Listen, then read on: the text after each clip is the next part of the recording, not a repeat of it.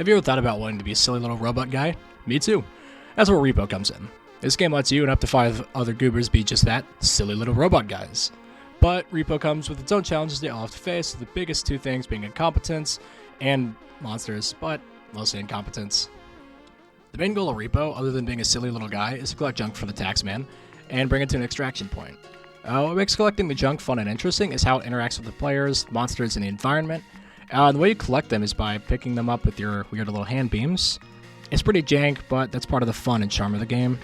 These items also have their own weights, so certain things like a pocket watch, ocarina, crown, and such can easily be grabbed by one person without issue. Then there are the big ticket items like full computer towers, magic wands, skeletons, and plenty more things that I'll probably touch on later that require more people to pick up. What makes things unique though is you can actually damage the junk if you aren't careful enough with it, lowering its price, and maybe even breaking it. Similar to my content warning video, please go watch it if you haven't, I think it's pretty good. I'm going to be breaking down the game into a couple different parts, those being maps, monsters, items, both upgrades and tools, playing with friends, and a little bit of mods at the end. So first things first, let's cover where you'll be spending most of your time, the couple different maps. There are a total of 5 separate maps, and with 3 of those being the actual level maps you plan. The other 2 are the store and the garbage pit, which I'll go over first since there's less to talk about with them. The place you'll hopefully visit least is the garbage pit. Place where you go on everyone on a team dies. This pit is freaking hilarious because it just gives you a bunch of weapons and items for you to kill your friends with the person on top becoming the king of losers. A store or a service station is where you go to buy new upgrades and items, and like I said earlier, I'll touch on that more when I get to the appropriate section. The rest of the game though has 3 maps with more planned for future updates, which is always nice. Those maps will be Headman Manor, Mechanic Station, and Swiftbroom Academy. And one thing to note about all these maps you actually play around in is that they're all randomly generated, so you get a random layout and a random assortment of items, with some of the maps even having junk specific to only them.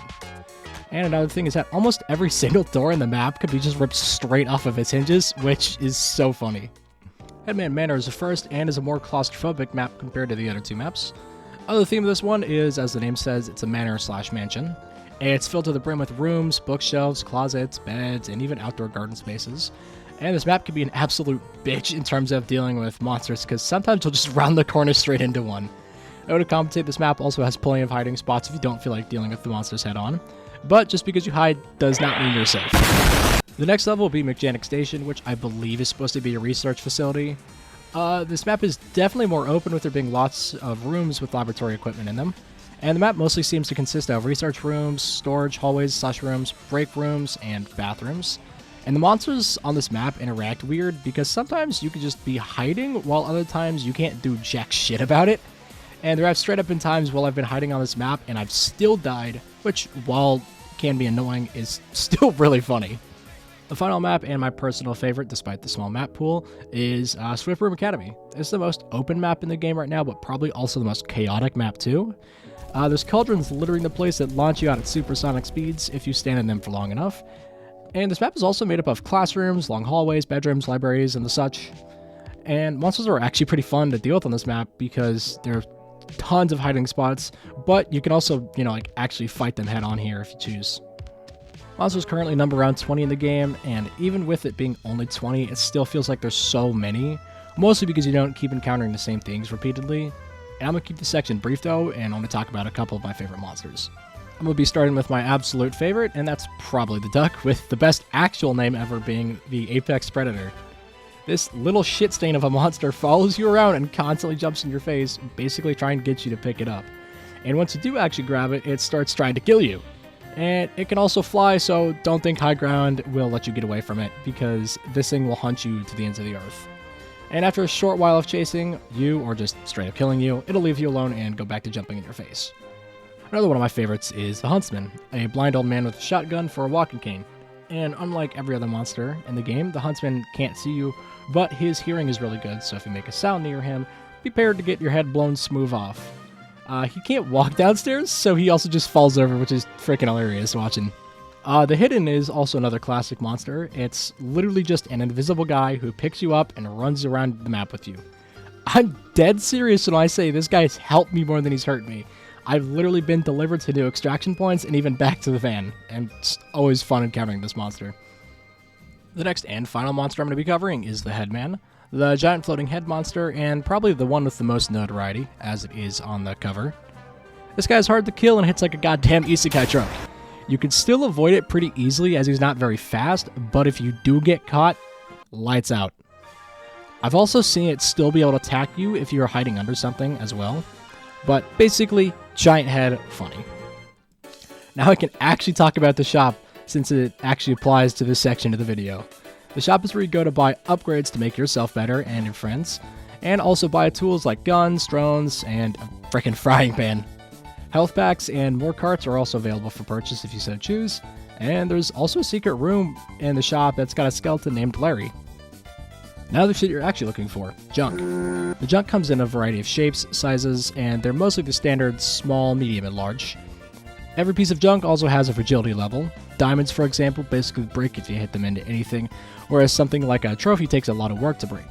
The amount of stuff you can find is also pretty freaking crazy. Some of the smaller, cheaper items you'll find all the time in every single map and run you do, but the big ticket items and special items are where things get interesting. Some of my favorite special items are the love potion, because it makes you say some funny positive phrases. The time glass is also another good one because it slows everything down when you pick it up, and it even deepens and slows your voice in game. The big ticket items though are the giant things worth tens of thousands of dollars.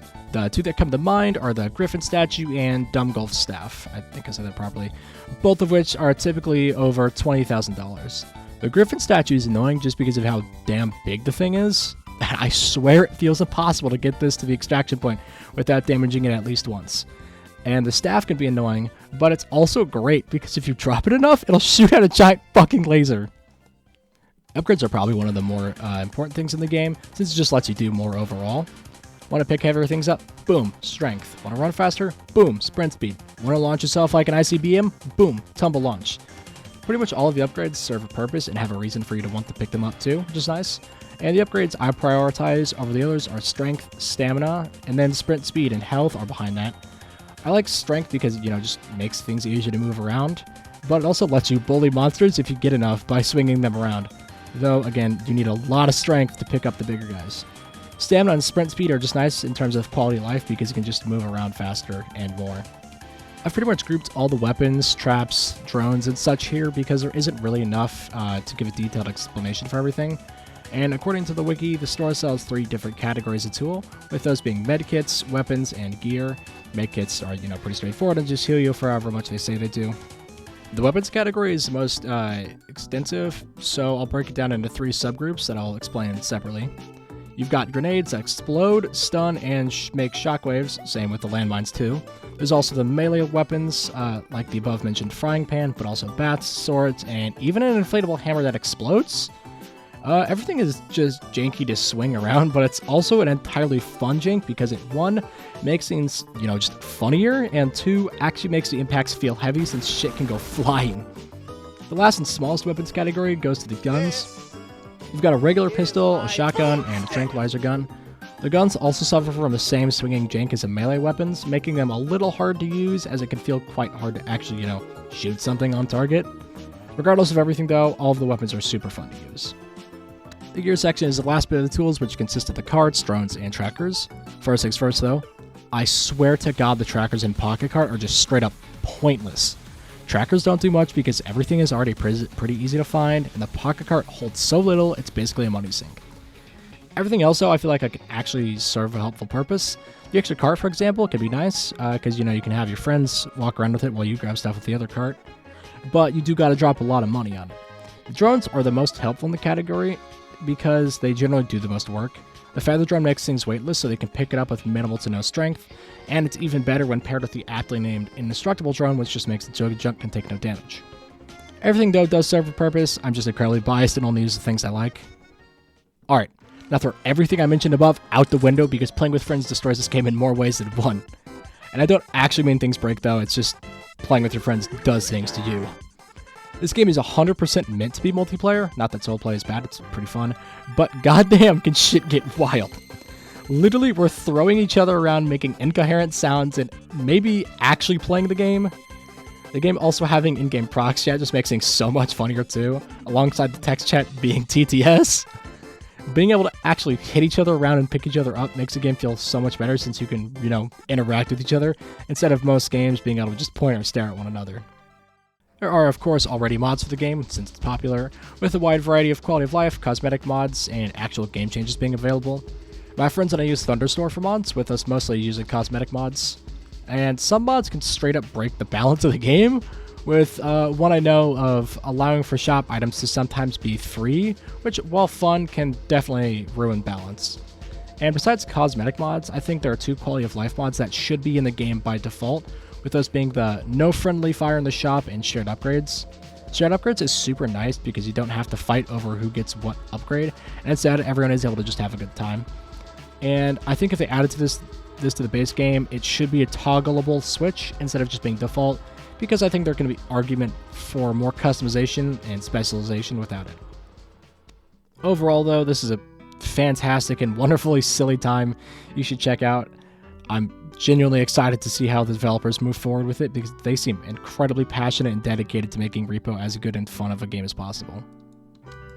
Thank you for making it to the end of the video. If you liked it, please consider subscribing. That is always appreciated. Like, share the video, do all the YouTube stuff.